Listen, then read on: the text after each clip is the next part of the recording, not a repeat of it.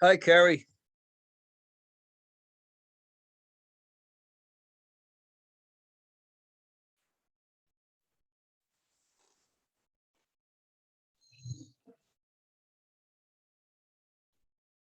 There we go.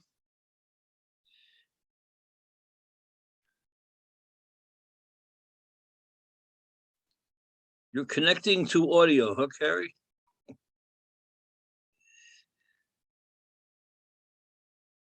There she is. Hey, good morning. You are mute. Did I miss you on Tuesday? Not really. I got in, I started to do the class, and then, I don't know, you were a few minutes late, and I was thinking maybe you went on one of your vacation days. Plus, we were ahead. Remember, we were a chapter ahead? Yeah. So I said, heck with it. And Okay. I gave, Sorry about that. yeah, sorry to stress you out, but I hope you enjoyed the morning off. Sure. So it was nice to get some time that you didn't expect. There you go. That's the spirit. So let's see what we got here. We're going into chapter 15 now. Okay. This is a little busier chapter. Yeah. Chapter 15 to me should have been like chapter 6 or something, but that's just me. Yeah. Okay, hold on. Let me, So I turned in my homework last night, like 4 minutes late, and so it got marked as late. I'll take care of that. I'll do that before we get done here. Okay. Thanks. Yeah, the system automatically does. In fact, yesterday was the day I went through all the gradings. Oh, And if I saw somebody that turned it in like an hour late or something, we don't call that late. oh, thank you. Okay, that's good to know. Okay, hold on. Oh man, fighting a little cold here. Are you? Little sniffles. Have fun. I shouldn't go on campus then. That's right. Yeah. Anytime you sneeze or anything, What's that? anytime someone sneezes, everyone's like, do they have COVID?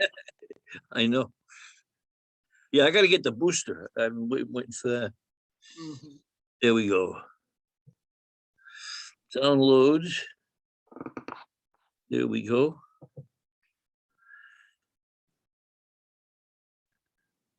Coming up. There it is. Okay, let me share the screen.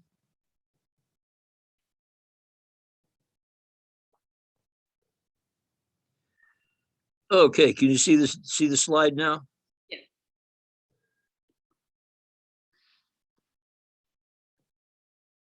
Okay, we're getting some interesting stuff today, I think. Financial statements and year-end accounting for merchandising business. We're going to look at what's called a multi-step income statement, which breaks out net sales minus cost of goods sold equals gross profit, and then we're going to subtract out selling and admin expenses. So we're just going to show a couple more subtotals in our income statement. So let's take a look here. The single step income statement is the simple one we've been looking at all semester, where you just have sales minus expenses, right? And cost of goods sold is just considered another expense. Mhm. So single step income statement, expenses are subtracted from revenues in one step. And there it is. And you can read those numbers, right? Mm, A little bigger? a little bigger, yeah. Okay. Okay, there you go. All right. Yeah, you have your sales and the revenues are all up on top. You notice that all the revenues, no matter what kind, is up on top. And then you have the expenses starting with the cost of goods sold. And then you have your operating expenses, which are also known as selling and admin expenses, administrative expenses. Okay, so this is just a simple type of income statement we've been working on this entire semester. Okay. Now the multi-step, here's something new. We're going to start with something called gross sales, And then we're going to subtract, remember the contra accounts, the sales returns and allowances, the sales discounts and the credit card fees. We're going to subtract the contra sales accounts because you never debit sales, and you're going to come down to net sales. So the top of this thing, the only income you should be seeing is the income from operations, your sales, okay? Then we're going to subtract cost of goods sold, and that's going to be computed and subtracted from net sales to get gross profit. We sold something for $100. That's the sale. It cost us, we paid $30 for the item. That's the cost of goods sold that we would be recording.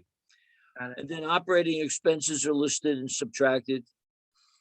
And operating expenses are directly associated with providing the primary goods and services of the business.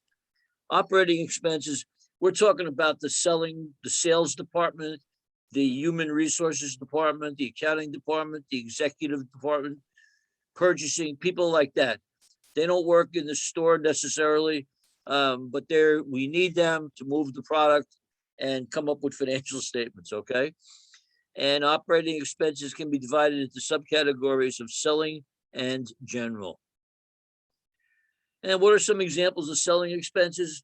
Well, commissions, advertising, delivery, freight out is a selling expense, but almost anything can be a selling expense. You have a salesman who has a company car. The rent on that car is a selling expense. He might have his own office. That office is an expense. Insurance, all kinds of things associated with the selling department. And then admin, your book calls them general. The world calls them administrative expenses. That could be anything with, like we said, with the purchasing department, any kind of expense you could think of could possibly go there, okay? And now here's a look at the multi-step. Let's see if I can fatten this thing up a little bit. Okay, let me move this down. You go there.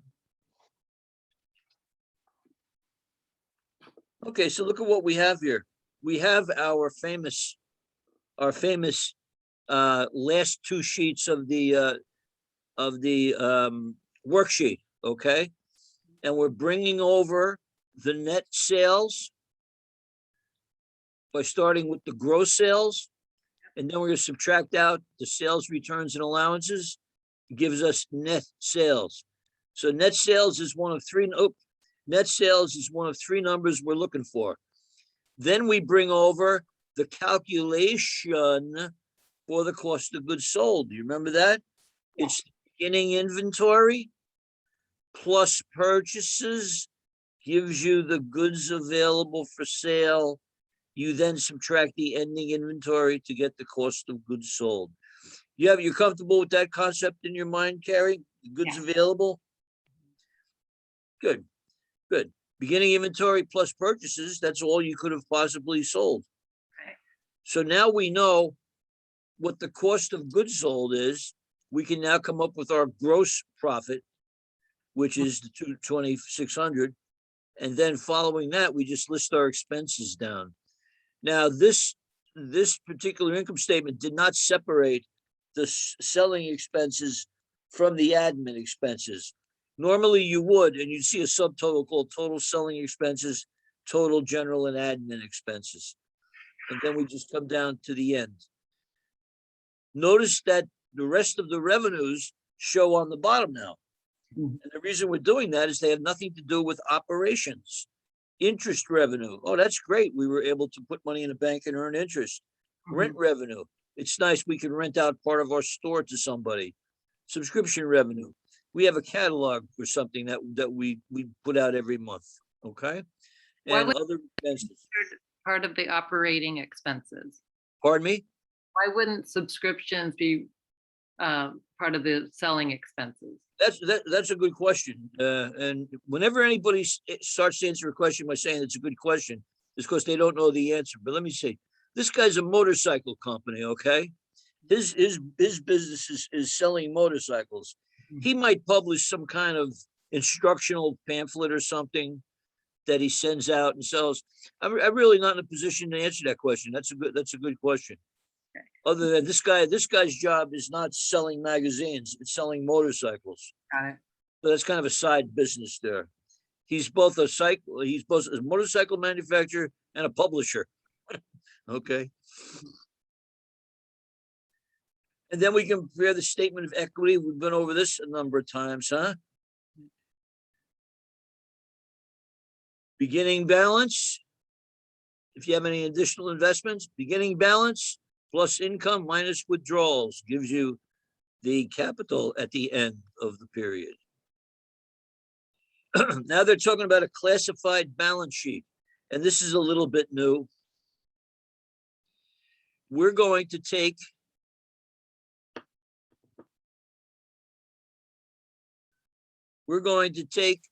the information from the trial balance again, the final trial balance, and move it over to the balance sheet. Now, notice what you have here, Carrie. You have a subtotal called current assets. Have we talked about current assets at all? No. Current asset. A current asset is any asset that's going to be used up within 1 year. 1 year, a current asset. You have current assets and you have current liabilities. And they're important to investors as measuring your short-term ability to pay all your bills. Okay? So current assets, and then you have what are called the non-current assets. Fixed assets would be the land, building, equipment, and you could have other things there as well. But on this classified balance sheet, you have a new category called total current assets, and then you got total non-current assets, okay? Add them down, you get total assets. So total non-current assets would be fixed assets? Yes. got Yes. Yes, for purposes of what we're doing here, absolutely. Yep. Yep. So total assets. Guess what? We're gonna do the same thing with the payables.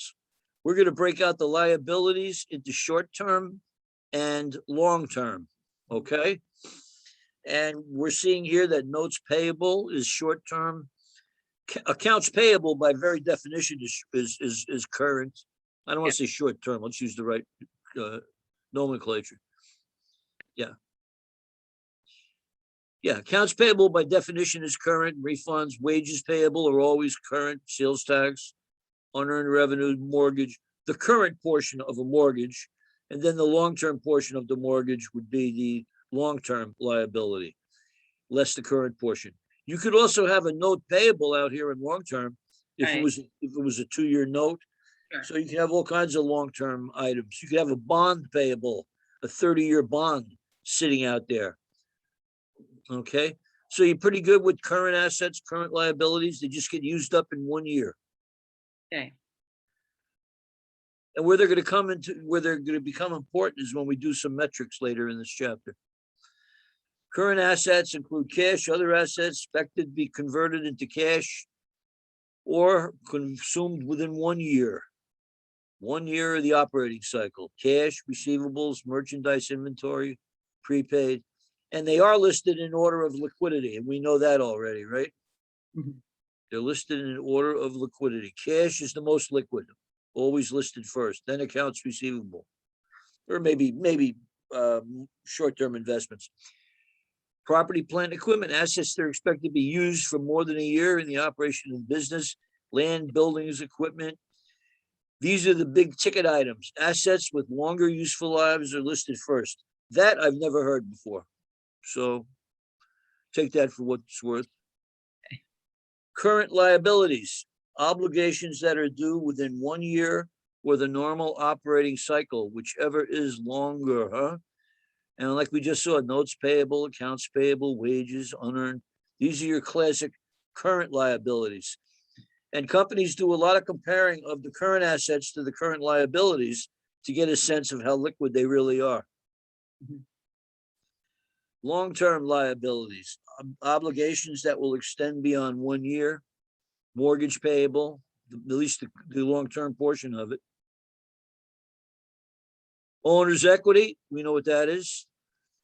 We have, it depends on the type of organization, sole proprietorship, partnership, or corporation. A sole proprietorship reports 1 owner's equity. All right, so that's a brief pretty simple, I think, introduction to current assets, current liabilities, and the new presentation of the multi-step balance sheet and classified income statement. So with the owner's equity, when it says sole proprietor has one, do the others have more than one? Yeah, the sole proprietorship is one. Yeah, a partnership by definition would report the equity for each partner. Absolutely. In other words, you'd have a beginning balance, partner A equity, beginning equity, partner B, partner C total, and then their equity will change per the partnership agreement. In other words, partner A may get 50% of the profits, partners B and C only get 25%. Okay. So that's what they're talking about there. And a corporation, everybody's equity, everybody who owns it. Got it. Compute financial standard ratios. Okay, let's get involved in something here. Used to evaluate the financial condition and profitability of a business. Used by management and creditors. It's used by everybody. And there are two types: the balance sheet analysis and interstatement analysis. And we'll see this shortly here. Just excuse me one moment, Karen.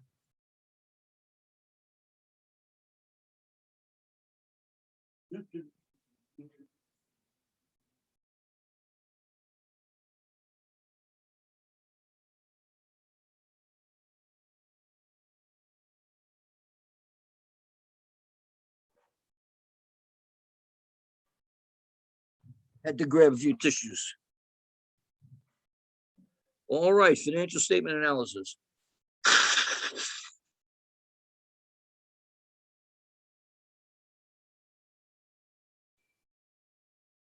Some analyses, Carrie, use only the information that's on the balance sheet. You don't have to go to the income statement as well. So let's take a look at some of these. We're going to talk about working capital. Working capital, an important statistic. Current assets minus current liabilities equal working capital. Current assets minus current liabilities equals working capital. And then we're going to get the same information with a ratio and a quick ratio. What is working capital? The amount of capital the business has available for current operations. Formula: current assets minus current liabilities. Sunflower has current assets of $127,900 and current liabilities of $34,800. You subtract them, they got $93,100. One way to interpret that, Carrie, is to say, if they paid off all of their current liabilities, they'd have $93,100 left over. Okay. So that's what they're telling us. But when you're comparing company to company, dollars is not always the best way to do it, because your competitor might be much bigger than you. And if they had 93,100 left over, that for them would be very bad. For you, it's good. So we're going to talk in terms of ratios here. So let's understand this. This is probably the first thing an investor looks at in 2 seconds. The current ratio. Current ratio. Current assets divided by current liabilities. So Sunflower here has $87,900 in current assets. And now they're giving us a different number for current liabilities, but that's okay. Giving us different numbers. 35,800 comes out to 2.5 to 1. This means what? It means that Sunflower has $2.50 of liquid assets for every dollar of current assets. Okay. Another way to say it is, if they paid off every dollar of their current assets, they'd still have 1.5 left over. Okay. So obviously the bigger, the better. 3 to 1 would be better. 4 to 1 would be better. If it was below 1, then you're in a negative position, meaning that technically you're out of business if you can't pay your current assets. I mean, obviously you're not going to go out of business. You can take steps to control that. But technically, you want this thing to be over 1. So 3 to 1 would be better, right, Carrie? Sure. Would 5 to 1 be better? Yes. How about 25 to 1? Yes. I'm gonna disagree with you a little bit. I always ask this question. You know, if you've got a 25-to-1 current ratio, that Mhm. might mean you're hoarding cash. You might have too much cash. You might be missing opportunities to open up a new store, a new factory, Okay. hire that hotshot advertising company. You get the idea? Yeah. You know, so yeah, technically the higher the better. But you know, corporations that are hoarding cash are not really doing themselves much good just from the act of hoarding the cash. You So want to, using that to expand. yeah, exactly. Exactly. Yeah. And American corporations are still hoarding cash right now. And the trick is to get them to start opening up their wallet, start, you know, creating some more industry out there. But Mhm. anyway, that's the current ratio. Not too tough to understand, huh, Kerry? Got it. How about the quick ratio? Oh, the quick ratio. On the quick ratio, we're not going to look at the inventory or the prepaids. The quick ratio is just the cash, receivables, and short-term investments. That's all it is. Cash, receivable, short-term investments divided by the current liabilities. Okay, cash, receivable, short-term investments, they're calling them temporary. Mhm. And here's the calculation here. Wait, I'm sorry, accounts receivable and what else? Short-term investments, temporary investments. What does that mean? That means you bought a certificate of deposit for 6 months, Okay.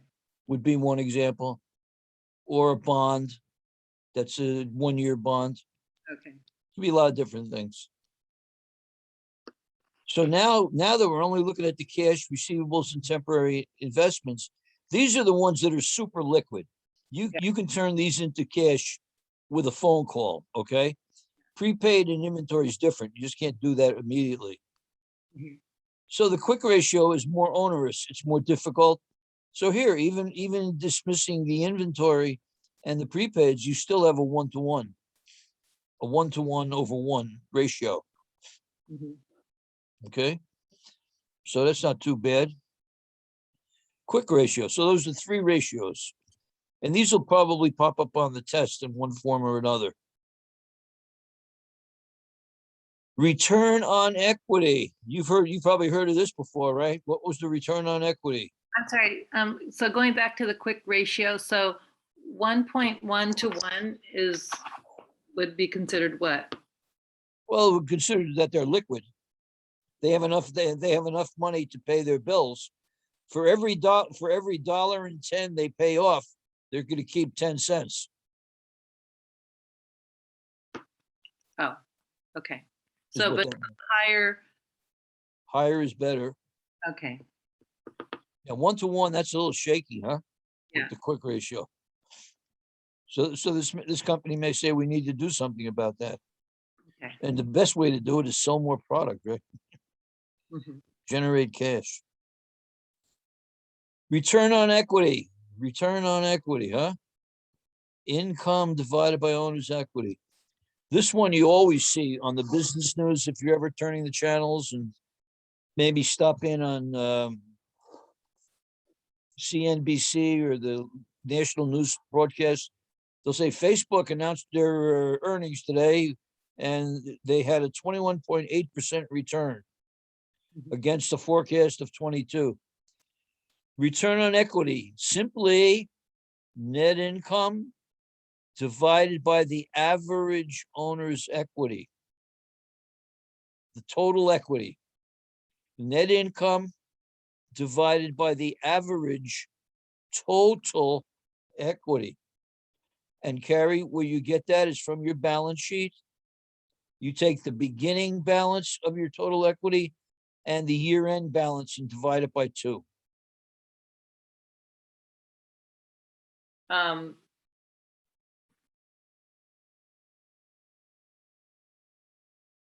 why? Why are we doing it? Why do you divide by 2? You're averaging them out. Oh, 2. So the beginning and the ending. Okay. Yeah, just averaging them out.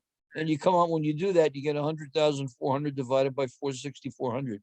Okay, oh, I It see. gives you a return of 21.8%. Another way to look at this is your equity statement result. This is what you're looking at on the equity statement, right? Mhm. You took the net income and then you divided it by the equity. So this guy started a business and he eventually grew the business to an average of 460,400, which yields him almost a 22% return. Okay. Okay. For every dollar of equity, for every $100 of equity this guy invested, he earned back $21.80. Okay. Okay. That's pretty good return. Yeah. Let's talk about, what if he took the money to the bank? What if he walked into a bank with $460,400 and put it in a 1-year certificate of deposit? How much would he earn?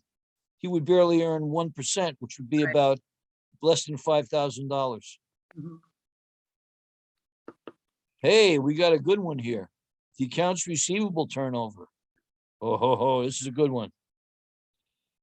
Net credit sales divided by average receivables. Net credit sales divided by average receivables. And how do we get the average receivables? It's the same thing, Carrie. It's the balance at January 1st plus the balance at December 31st divided by 2. You said net average sales divided by what? Net credit sales divided by average accounts receivable. It's on the bottom of the screen here. Net credit sales for the period divided by the average AR. They're starting us off by showing us how to get the average AR. Okay. It's the balance at December 31st, year 1, balance December 31st, year 2, averaged out.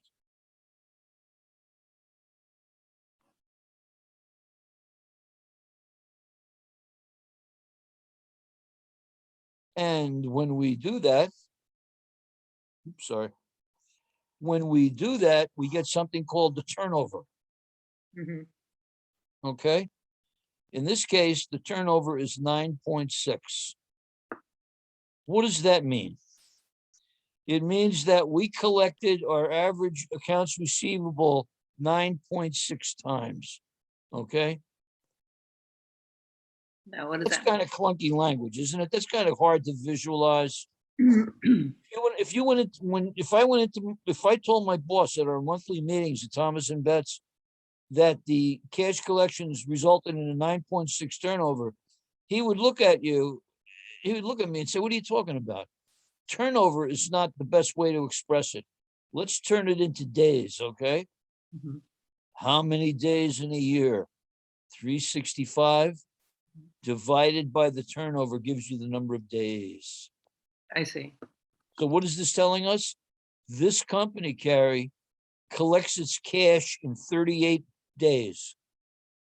From the time they ship the product, from the time they sell the product, they're going to get their cash. They're going to get paid by their customers on average in 38.2 days, Okay.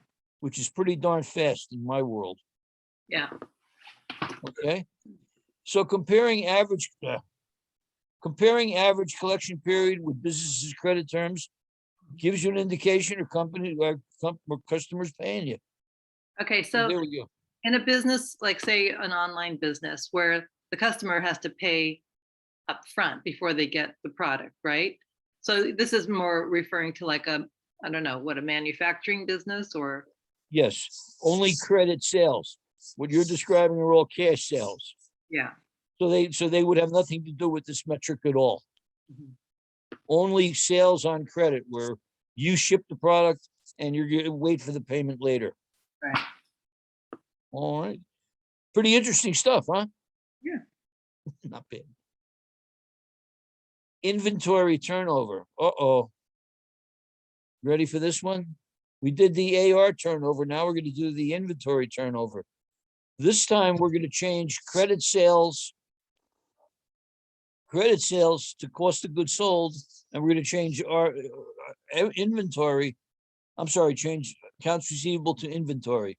So let's take a look at this. Inventory turnover represents the number of times merchandise inventory was sold during the accounting period. Higher rate of inventory turnover means a smaller profits required on each dollar of sale to produce a decent gross profit. Grocery stores have low profits but high turnover. Every time Vons sells a quart of milk, they're probably making 25 cents on it. That's all. Mhm, So how do they stay in business? They sell a lot of milk. mhm. They're selling, the milk is flying off the shelves every day, right? Sure. Other businesses need a higher profit per item to offset their low turnover. Mhm. Jewelry store, a car dealership. You know, people aren't running in there every 5 minutes and driving away with a car. Mhm. Oh, excuse me.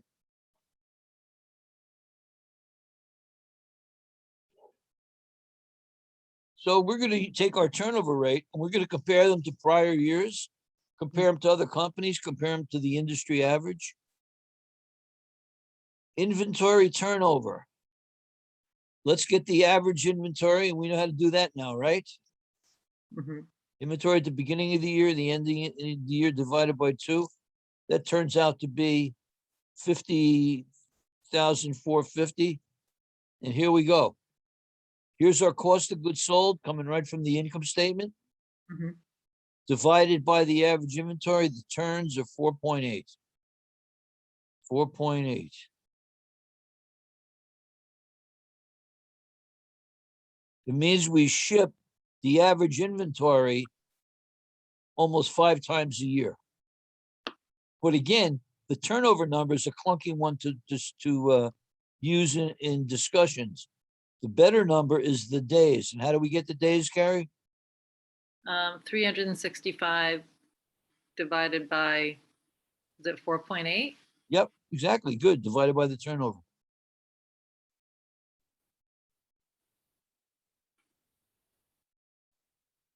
So when we're doing this metric, the inventory versus the cost of goods sold, Carrie, Uh-huh. we come up with 76 days. Can you tell me what that 76 days represents? What's happening in 76 days? That's how often the product gets sold. Yeah, you said that pretty much 100% right. It takes them 76 days to get their product sold. From the time the product arrives at the store until it is sold, 76 days. Okay. So obviously 76 days is a number, whether that's good or not, I don't know. But companies are always working on reducing it. When you get into accounting 240, there's a little bit of a chapter on this where companies are trying to squeeze the process to take a day off on this end, a day off here. 76 days from the time that mink coat arrives at Nordstrom's till the time it is shipped to Montecito. 76 days, okay? Okay. Learning objective. Hey, closing entries, Carrie. Oh, now we're going to blow our minds. Ready? Closing entries. You've not heard of these yet, right? Closing entries. We have to close out the temporary accounts. Similar to closing entries for service business, additional merchandising accounts. Easiest way to complete the closing process, use a worksheet. Okay. Here we go. I'm going to skip. I don't particularly like this slide here, so I'm going to skip this one. Remember we brought everything over here from the worksheet. Here is our, let me say this a little more clearly. I'm kind of stumbling here. You have 2 types of accounts, temporary and permanent. Mhm. Permanent means the balance sheet. Balance sheet, permanent. Income statement, temporary. As you know, we take the net income at the end of the year, and where do we move it? The big E, equity, Okay, right? okay, Right. We remember the equity statement. You have the beginning equity Yeah. plus income minus drawing equals the new equity. right. Well, that new equity number has to be moved with a journal entry too. It doesn't just move over to equity, and it's done with these closing entries. So this book lays these out pretty nicely, I think. So let's take a look at them. You are going to close everything on the income statement. When I say close, zero them out and eventually end up crediting equity. So let's see what we're talking about. Step number one, Carrie, close the revenues. Close the revenues.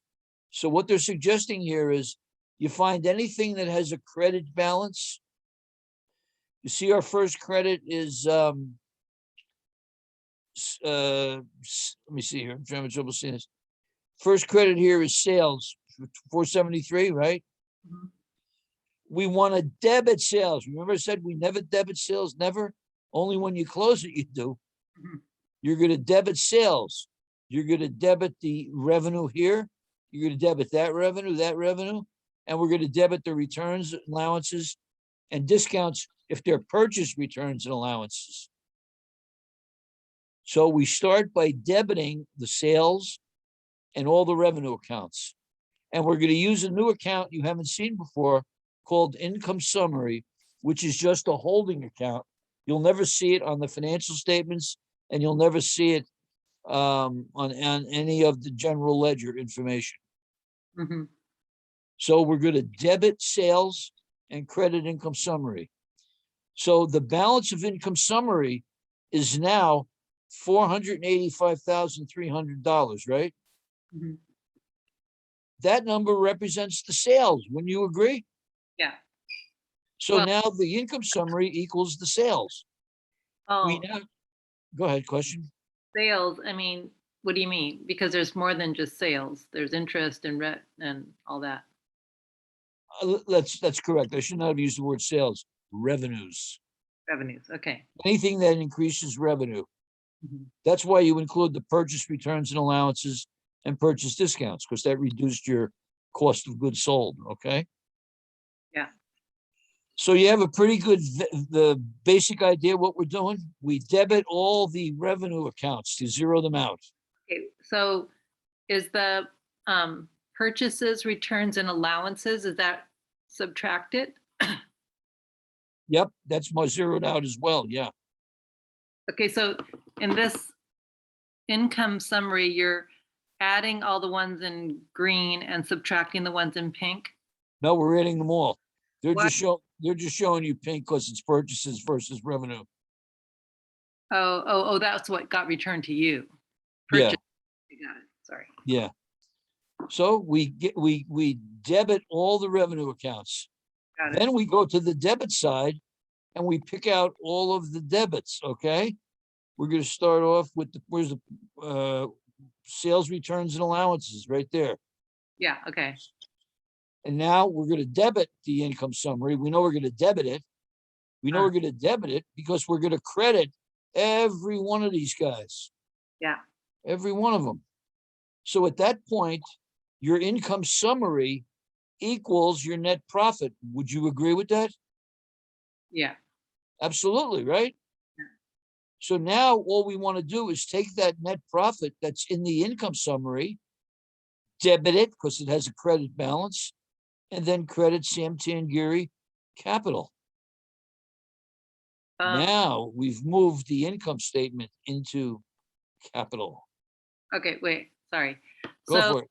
So at the top, your you end up with your income summary of 4851, right? Right. Revenues. Start with the income summary from when? From The income summary by definition will have a zero balance when you're doing this process. why do both lines say income summary? Because the income summary is the clearing account. It's just a title. You could call it the income and loss account, I guess. But the income summary is just a clearing account. All we're doing in that account is moving the equity through it. So where does the income summary 379,400, where does that number come from? Was that the previous year? No, where do you see the 379,400? No, that's the total of the expenses. That's the total of this journal entry, Why are they both called income summary? because we're running them through this. That's the name of the account through which we're running both the revenues and the expenses. I think they call it income summary because they're glass half filled kind of guys. You could call it the income or loss summary. But it's known throughout the world as the income summary. And when we get done with this process, it's going to be zero. You're never going to see anything. You're never going to see it on your financial statements, and you're never going to see it sitting in the general ledger other than with a zero. Okay. And why is it at the top? And why is the other one at the bottom? Because we have to balance the journal entry. We're debiting sales, we're debiting interest revenue, rent revenue, the various revenues. Yeah, We yeah, debit them. Therefore, you have to credit income summary. I see. Here, we started off, we skipped the line because we knew income summary was going to be debited. We Yeah. credited everything and then debited it. Okay, So Okay. now the profit is sitting in the account that we call income summary. got it. Okay, We don't want it to stay in income summary. We want it to increase the capital. So got that it. takes you to your third closing entry. You debit the income summary, which is now zero, and credit the capital. Got it. And then the other closing entry is drawing. We're going to credit the drawings and debit capital, because you don't show drawings on the financial statements. Okay, so the 100,400, Yep, when it gets transferred to capital, then income summary is zero. that's exactly right.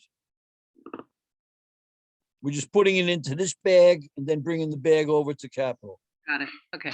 You could do it directly, I guess you could do it directly, but you do want to show, you do have to debit and credit each of the individual temporary accounts. So Right. what are the permanent accounts and what are the temporary accounts, Carrie?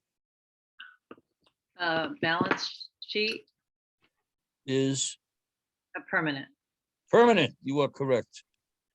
Balance sheet is permanent. Income statement, that's all temporary. Okay, yeah. They have short lives. They're like flies. They don't live very long, just 1 month. Okay. You ready for the next step? Yeah. After we've done all of this work, we have one more thing to do, and that's print out what's called a post-closing trial balance. Okay. And we know what a trial balance is. You just go to your general ledger and you pick up the balance. Yeah. So what this is going to do is tell us a couple things. It'll tell us that we are in balance, debits and credits, and it'll help ensure that the temporary accounts have been closed properly. So take a look at your post-closing trial balance, Carrie. Do you see any revenues or expenses on it?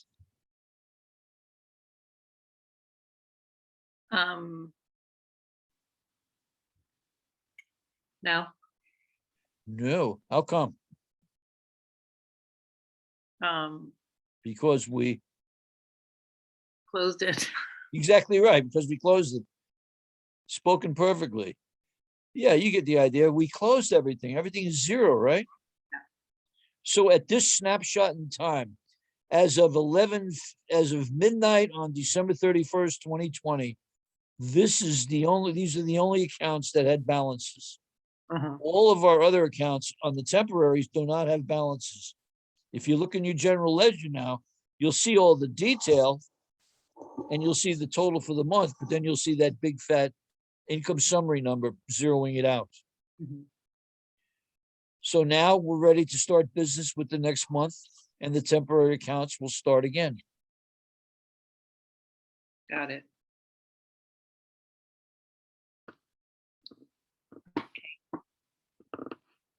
And we're not going to go into reversing entries, I don't believe. Yeah, let's go into them anyway, real quick. You ready? Okay. Nah, let's not. Let's not. I happen to know that they don't want me to do that. I don't want to overload you or confuse the rest of the class. So, Okay, so now when I'm doing this stuff, what I'm having a hard time is understanding all that I'm learning in the class and how it applies to like my work, which I use QuickBooks, and it's right. a service business, Yep. advertising business. So how do I utilize this information? I don't know how to input. I mean, I can just print out a balance sheet. I can just, Right. but I don't usually have to deal with any of these No, details. no, you dealt with it already when you set up your accounts. In other words, you set up an account. You have a new account, say, okay?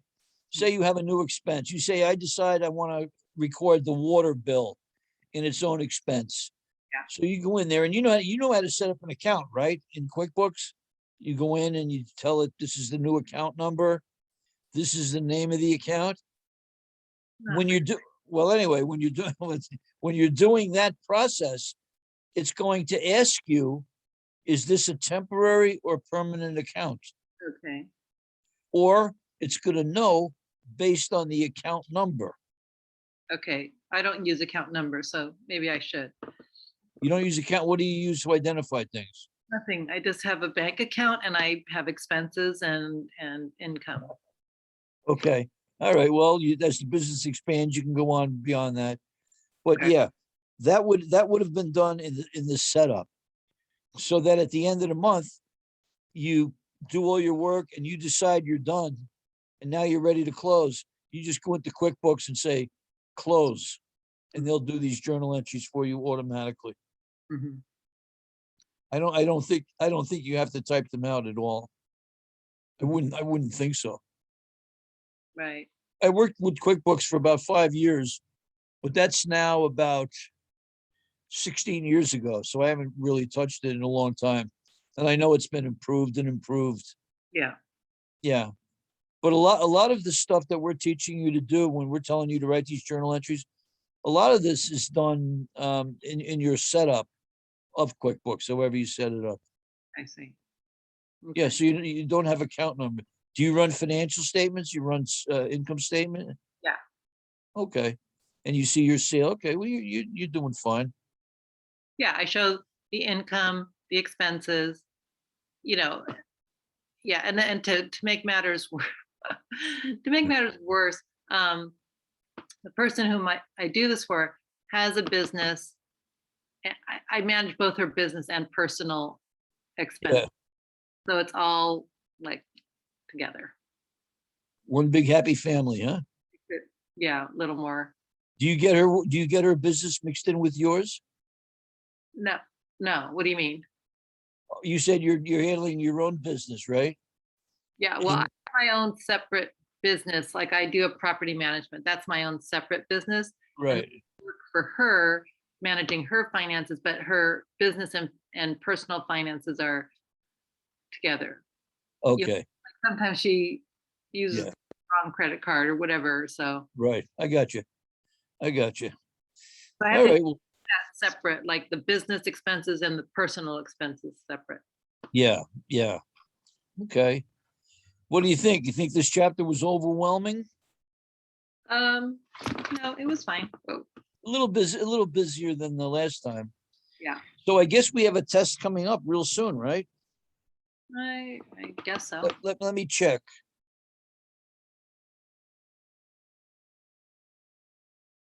Come on now. I'll race you to find out when the test is. Because I know we want to test after chapter 15. Yeah. Wow, it's not till November.